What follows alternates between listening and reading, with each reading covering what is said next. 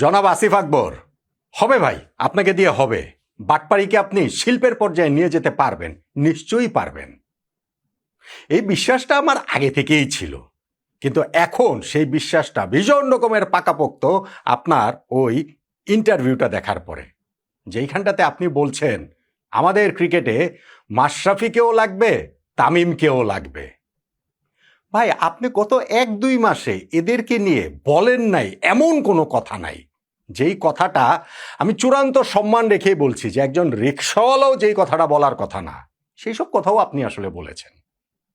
আর এখন হাওয়া বদলের সঙ্গে সঙ্গে আপনি পল্টি দিয়ে বলছেন যে মাশরাফিকে, তামিমকে লাগবে বাংলাদেশ ক্রিকেটের।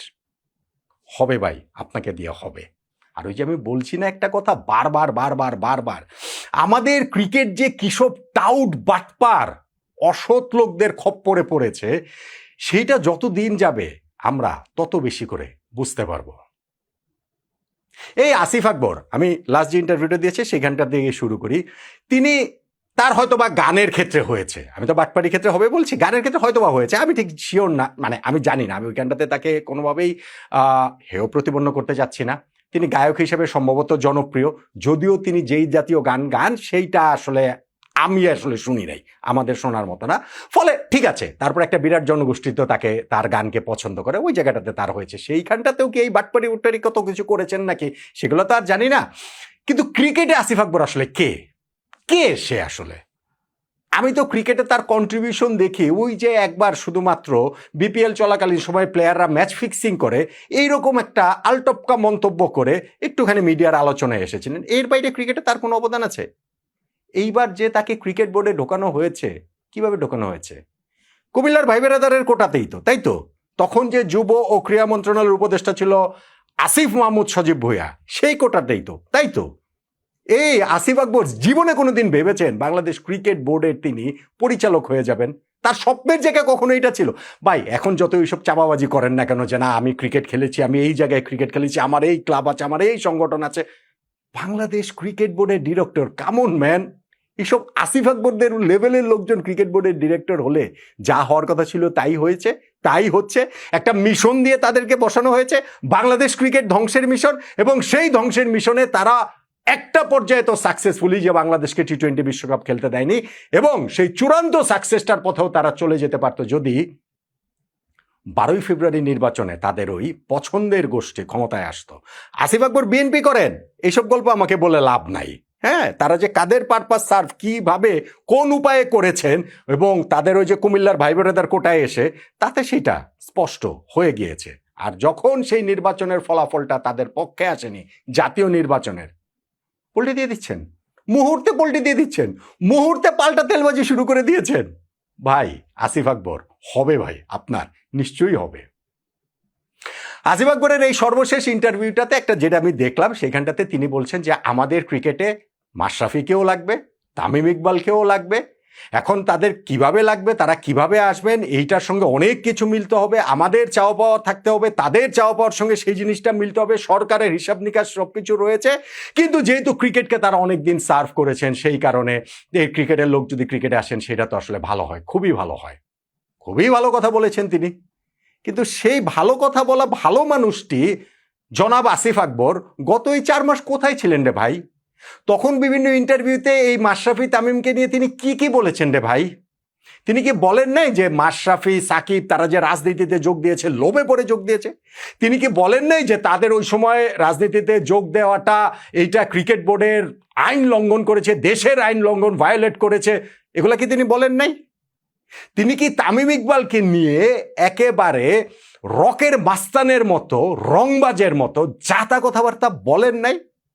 তিনি কি বলেন নাই যে তামিম ইকবাল এই যে ক্রিকেট বোর্ডকে অবৈধ বলছে, তিনি আমরা 25 জন ডিরেক্টর আছি, 26 নম্বর ডিরেক্টর হিসেবে সেই সব কথাবার্তা বলছে, অতএব আমাদের আরেক ডিরেক্টর এম নাজমুল ইসলাম যে তাকে ভারতীয় দালাল বলেছে, ইট মারলে তো পাটকেল খেতে হবে, এই কথা কি তিনি বলেন নাই? তিনি কি খুব স্পেসিফিক্যালি বলেন নাই তামিমের ওই কথার প্রেক্ষিতে যে তামিমের ওই ইন্টারভিউ কথাবার্তা আমি দেখেছি। তিনি যেই সব কথাবার্তা বলেছেন সেইটা বাংলাদেশের সঙ্গে যায় না, সেইটা বাংলাদেশের স্বার্থের সঙ্গে যায় না, বাংলাদেশের সম্মানের সঙ্গে যায় না, বরং পার্শ্ববর্তী একটা দেশকে সার্ভ করার মতো কথা তামিম বলেছেন, পার্শ্ববর্তী একটা দেশের এজেন্ডা বাস্তবায়নের কথাতে তামিম বলেছেন, নতজানি কথাবার্তা তামিম বলেছেন। এগুলা কি তিনি বলেন নাই?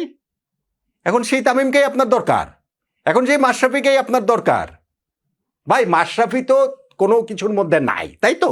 সেই মাশরাফিকেও রেফারেন্স হিসেবে আপনি নিয়ে আসেন নাই, তামিমকে সহ সাকিবকে আপনি প্রমোট করার জন্য, যে না সাকিব আল হাসান বাংলাদেশে এসে খেলতে পারবে না কেন, যদি মাশরাফি দেশে থাকতে পারে 3 আগস্ট যিনি হচ্ছে গিয়ে যে কে কোথায় গিয়েছে কি করেছে, সো তারাও যদি থাকতে পারে, সেও যদি থাকতে পারে, তাহলে সাকিবও বাংলাদেশে আসতে পারবে।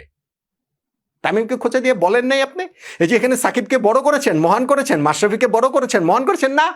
মাশরাফি তামিমের রেফারেন্স ওই সময় আপনারা দিয়েছেন, কারণ আপনি দিয়েছেন কারণ ওই সময় সাকিবকে আপনাদের প্রয়োজন, সাকিব বাংলাদেশে আসবে এই জিনিসটা খাইয়ে দেওয়া আপনাদের প্রয়োজন। এবং বোর্ড মিটিংয়ে আমাকে একাধিক বোর্ড ডিরেক্টর বলেছেন যে এই জিনিসটা ক্রিকেট বোর্ডের মাথায় দেওয়ার, এটা হচ্ছে আপনার ব্রেন চাইল্ড জনাব আসিফ আকবর। আপনি এটা বলেছেন যে আজকে তো বাংলাদেশ টি-20 বিশ্বকাপ থেকে অফিসিয়ালি আউট হয়ে গেল, অতএব মানুষের দৃষ্টি ঘুরিয়ে দেওয়ার জন্য সাকিবকে আবার বাংলাদেশের জার্সিতে আমরা খেলাতে চাই, বাংলাদেশ ক্রিকেট বোর্ড সেই জন্য ওপেন রয়েছে। এই কথা আজকে মিডিয়াকে বলে দেই, বলেছেন তো। এবং সেই সময় তো ওই যে সাকিবের কথা রেফারেন্স টেনে মাশরাফি তামিমদের কথা বলেছেন না আপনি? এখন তামিমকে আপনাদের বোর্ড ডিরেক্টর, আপনার কলিগ এম নাজমুল ইসলাম বলেছিলেন ভারতীয় দালাল, সেইটাকে আপনি কি ফিয়ার্সলি ডিফেন্ড করেছেন, কি তুচ্ছতা ছিল আপনি তামিম ইকবালকে করেছেন যে এই তামিম পার্শ্ববর্তী একটা দেশের পারপাস সার্ভ করছে। পার্শ্ববর্তী দেশ মানে ভারত, ভারত ভারত বিরোধী জিগির রয়েছে। আপনারা ভেবেছিলেন যে নির্বাচন আসলে সেই জিগিরটা জিয়ে রাখা প্রয়োজন, অতএব সেভাবে বলেছেন। পার্শ্ববর্তী একটা দেশের এজেন্ডা বাস্তবায়ন তামিম করেছেন। বলেছেন না এইসব? আপনারা বলেছেন তো, আপনারা না, আপনি বলেছেন, স্পেসিফিক্যালি জনাব আসিফ আকবর আপনি বলেছেন। এখন আপনি এরকম পল্টি দিয়ে দিলেন, এখন আপনার অল অফ এ সাডেন মনে হলো যে বাংলাদেশ ক্রিকেটে মাশরাফিকে প্রয়োজন, তামিমকে প্রয়োজন। আচ্ছা, গতই এই 1 মাস 2 মাস 3 মাস 4 মাসে মাশরাফি কি নতুন কিছু করেছেন যেই কারণে ক্রিকেটে তাদের প্রয়োজন আজকে অনুভূত হয়েছে? গত 3-4 মাস ধরে সেটা অনুভূত হয়নি, কিছু করেননি তো তারা নতুন করে। ক্রিকেটে তাদের নতুন কোনো কন্ট্রিবিউশন নাই, কিন্তু তখন ওই সুরে কথা বলেছেন, কারণ ওই সময়টা আপনি ছিলেন ওই হাওয়ার মধ্যে, একটা বাবলের মধ্যে ছিলেন আপনি এবং আপনারা, যে না 12ই ফেব্রুয়ারির নির্বাচন হবে, আমাদের কাঙ্ক্ষিত দল, আমাদের প্রার্থিত দল, আমাদের স্বপ্নের দল ক্ষমতায় চলে আসবে দেশের, ফলে এদেরকে আমরা উড়িয়ে ফেলবো, এদেরকে তুচ্ছ তাচ্ছিল্য করে ক্রিকেটটাকে ধ্বংস করার শুরুটা আমরা ওয়ার্ল্ড কাপ না গেলে করি, পরবর্তীতে ক্রিকেট আমরা শেষ করে দিব। আর এখন যখন সেই ফলাফল পক্ষে আসেনি, শুরু করে দিয়েছেন তেলবাজি, শুরু করে দিয়েছেন পোল্টি মারা। অতএব ভাই আপনার হবে, জনাব আসিফ আকবর, আপনার হবে। বাংলাদেশের মতো দেশে এরকম পোল্টিবাজরাই শেষ পর্যন্ত গিয়ে অনেক উপরে উঠতে পারেন। কিন্তু আমার কাছে সবসময় এই যে টেনিয়রটা, আমিনুল ইসলাম বুলবুল ভাইদের সময় যে টেনিয়রটা, সেই টেনিয়রটাকে বিসিবির সবচেয়ে ব্যর্থ টেনিয়র বলে মনে হবে। এবং সেইখানটাতে যাদেরকে সিম্বলাইজ করতে হবে, সেই সিম্বলাইজ করার যে 25 জন ডিরেক্টরকে তো আর সিম্বলাইজ করা যায় না, যেই কয়েকজনকে দিয়ে করা যায়, obviously Bangladesh cricket board president Aminul Islam Bulbul ভাই সেখানটাতে থাকবেন, অবভিয়াসলি জনাব আসিফ আকবর আপনি থাকবেন, অবভিয়াসলি এম নাজমুল ইসলাম নামে একজন অখ্যাত সংগঠক যিনি বিপুল বিখ্যাত হয়ে গিয়েছিলেন ওই যে একটা এজেন্ডা বাস্তবায়নের কথাটা বলে, তারা আপনারা আসলে থাকবেনই। এই আসিফ আকবর, আমি খুব আশায় আছি আপনি যে কোনো দিন কিন্তু আমিনুল হক, আমাদের যে ক্রীড়া প্রতিমন্ত্রী হয়েছেন নতুন, তার সম্পর্কে খুব ভালো ভালো কথা বলবেন। আপনি শুরু করেছেন, আপনি আজকে তামিমকে দিয়ে, আপনি আজকে মাশরাফিকে দিয়ে শুরু করেছেন, আপনি আমিনুল হক পর্যন্তও যাবেন। অথচ এই কয়েকদিন আগে, আমার ধারণা ওই যে মাসখানেকও হয় নাই, আপনি ইন্টারভিউতে বলেছেন না, অনেক ইন্টারভিউতেই বলেছেন যে এই আমিনুল হক সে এত কথা বলে কেন, ক্রিকেট নিয়ে এত কথা বলার কি আছে, ফুটবল তো ধ্বংস হয়ে যাচ্ছে সেগুলো নিয়ে এত কথা বলে না, ক্রিকেট নিয়ে কথা বলার এখতিয়ার তাকে কে দিয়েছে? এখন তো তিনি ক্রীড়া প্রতিমন্ত্রী, এখন বোধহয় তার এখতিয়ারের জায়গাটা তৈরি হয়েছে। এবং এখন আপনার তেলের ডিব্বাটা নিয়ে আমিনুল হককে আবার একটুখানি তৈলমর্দন করার সময়টাও আসলে হয়ে গেছে বলে আমার কাছে মনে হয়। শুরু করেছেন মাশরাফিকে দিয়ে, তামিমকে দিয়ে, সাকিবকে দিয়ে, সেটা আমিনুল হক পর্যন্ত আসলে যাবে। হবে ভাই জনাব আসিফ আকবর, আপনার হবে। কেননা এই বাটপাড়িকে শিল্পের পর্যায়ে নিয়ে যাওয়ার জন্য পোল্টিবাজিটা খুবই গুরুত্বপূর্ণ একটা উপাদান, তেলবাজিটা, পাল্টা তেলবাজিটা খুবই গুরুত্বপূর্ণ উপাদান, সেটা আপনি শুরু করে দিয়েছেন। কেননা আপনি বুঝতে পেরেছেন 12ই ফেব্রুয়ারি নির্বাচনের পরের যে হাওয়া, সেই হাওয়াতে এখনকার ক্রিকেট বোর্ড টিকে থাকা কঠিন। পুরো ক্রিকেট বোর্ড যদি ভেঙে নাও যায়, ক্রিকেট বোর্ডের কি পোস্টগুলোতে অনেকগুলো জায়গায় পরিবর্তন হলেও হবেই, সার্টেনলি হবে, হলেও হতে পারে না। আমার আন্ডারস্ট্যান্ডিং হচ্ছে ক্রিকেট বোর্ডই ভেঙে যাবে, যাক সেটা তো অন্য আলোচনা, সে আলোচনা এখানে না করি।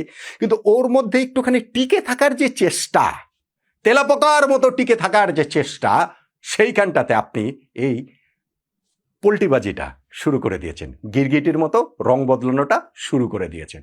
আজকে আপনার কাছে মাশরাফি তামিমদের এত প্রয়োজন, মাশরাফি তামিমদের ঠেকা পড়েছে আপনাদের চাওয়ার সঙ্গে তাদের চাওয়া মিলাতে হবে। আপনাদের সঙ্গে বসে তারা মিটিং করবেন যে আমরা ক্রিকেটে কিভাবে অবদান রাখতে পারি, তাদের আকাঙ্ক্ষার জায়গা, তাদের অভিব্যক্তির জায়গার কথাটা বলতে হবে। মাশরাফি তামিমদের এখন এসে আপনাদের সঙ্গে সেগুলো করে আমাদের ক্রিকেটে ঢুকতে হবে, হবে না, ওইটার কোনো প্রয়োজন নাই। প্রয়োজন কি হয়, সেটা তারা তাদের মেরিটেই যা করেছেন আমাদের ক্রিকেটে, সেটা তারা তাদের মেরিটেই করেছেন। এবং আপনি বাংলাদেশ ক্রিকেটে যা করছেন জনাব আসিফ আকবর, আপনি আপনার মেরিটেই করেন। আপনার মেরিট হচ্ছে গিয়ে ওই রংবাজি, মাস্তানি, অসততা, টাউটারি, বাটপারি, পোল্টিবাজি, তেলবাজি, সেটাই করতে থাকেন জনাব আসিফ আকবর। হবে, আপনাকে দিয়ে নিশ্চয়ই হবে।